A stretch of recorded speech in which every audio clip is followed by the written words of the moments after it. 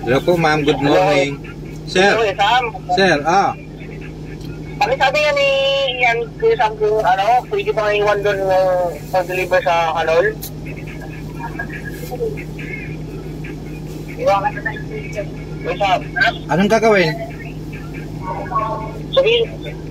Sabihin mo kay Ian na dito sa Antipulo, iniwan namin yung deliver namin sa loob kasi wala pang tao. Pwede ba yun?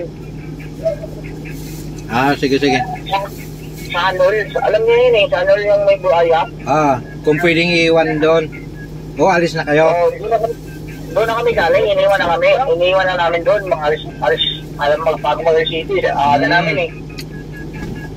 May number pa si Ian doon? Tatawagan niya?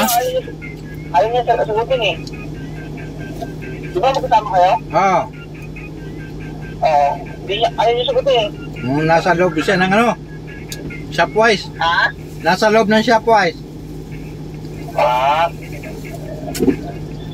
Sige siya, paki-update na tapos i-chat mo ko. Sige.